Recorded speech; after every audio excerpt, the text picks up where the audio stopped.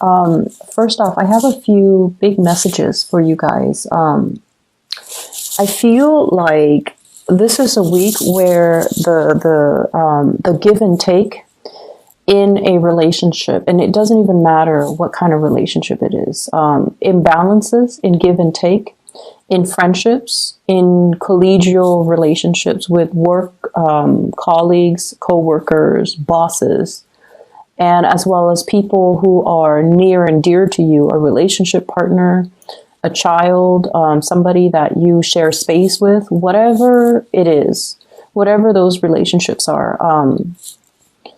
The balance in the give and take is going to be very, very crucial. So it's almost like I see this delicate balance. I'm doing this, I'm contributing this. What are you contributing?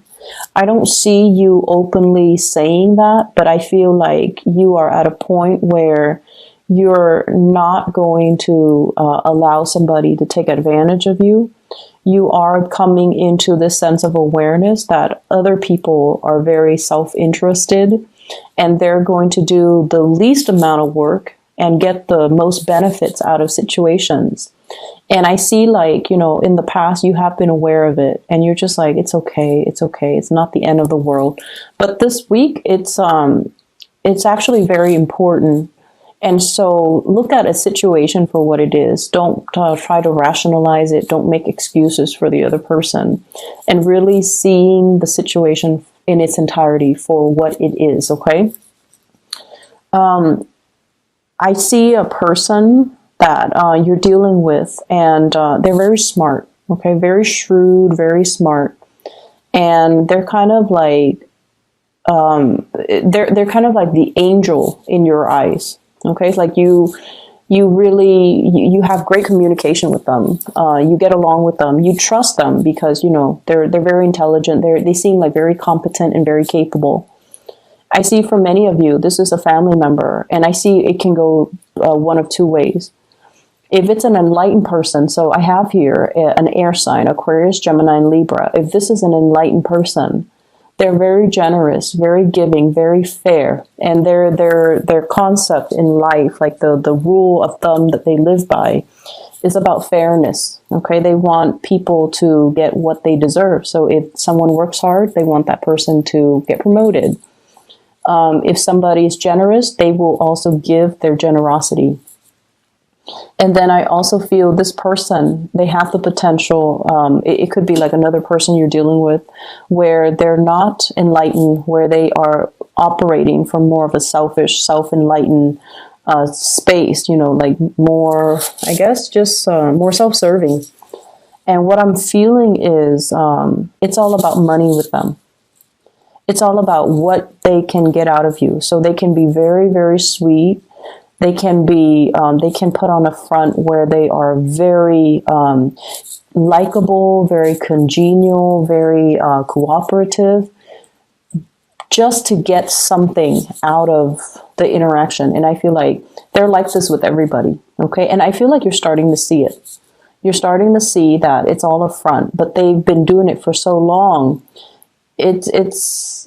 It kind of surprised you. Like, how could you keep up the charade for so long? How could you, you know, do this for so long and no one knows about it? So I definitely feel like somebody who is very, very self-serving, and it's all a matter of what other people can do for me. What can I get out of this? How can I, you know, kind of like weasel my way into a situation and put on like a shiny facade and just get the most benefits out of it. So that's what I'm feeling.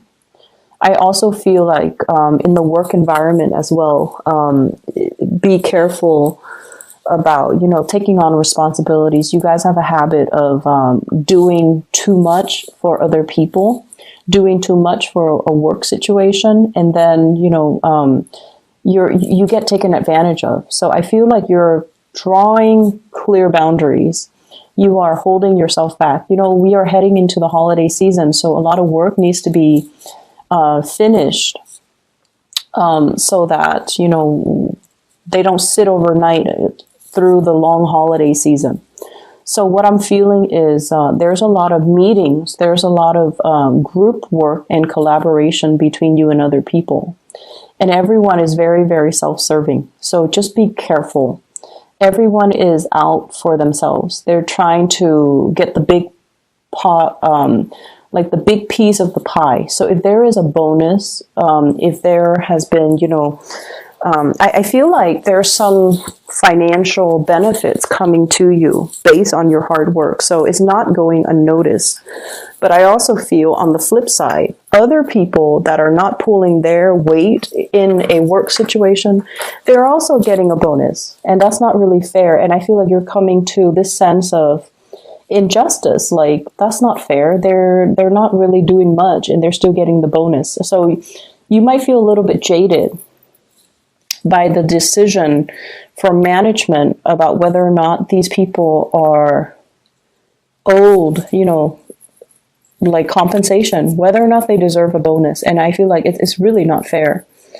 I also feel like there is some type of a recognition ceremony, like an achievement awards and things like that, where somebody is like, oh, I want to thank this person, thank that person, when in fact, when they were working, they were just very uncooperative.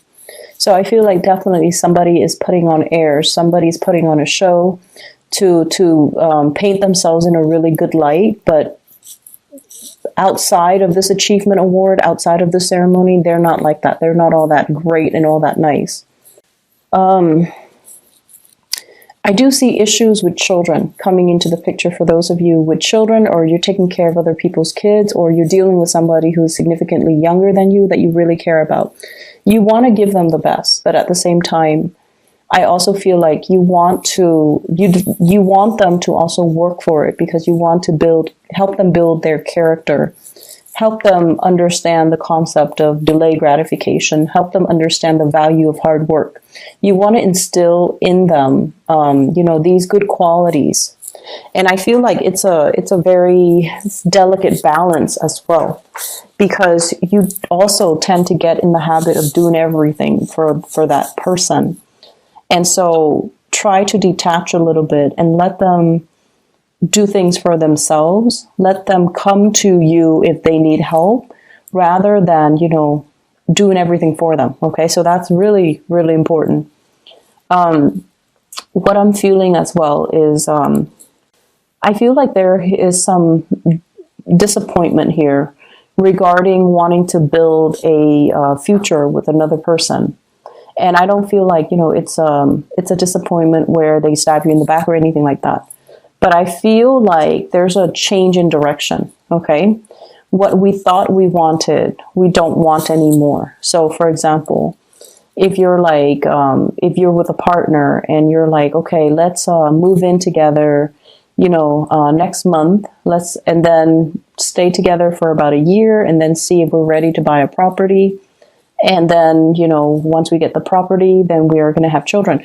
I feel like those plans are either disrupted or they are kind of redrawn. Okay. So it's like you're reprioritizing, and, you're a little bit more like you might be fixed on the timeline. Like, I want to do this in this specific year. I want to do that and things like that. You have everything planned.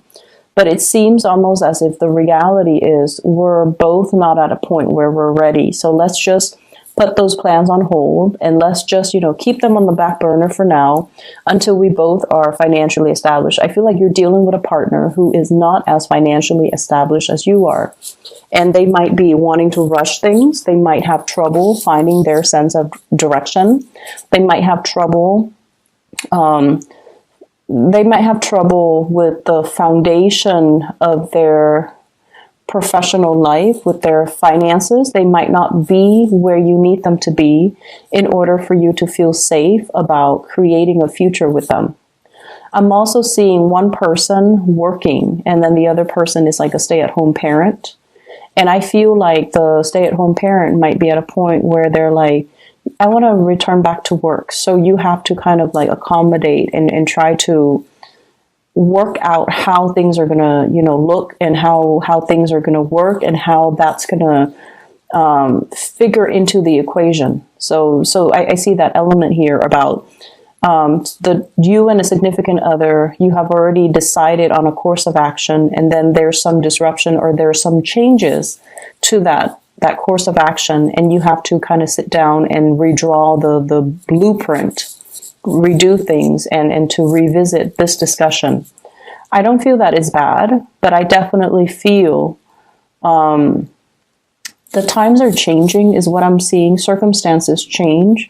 So we have to learn to be flexible. Okay. So I feel like flexibility and just understanding that situations change.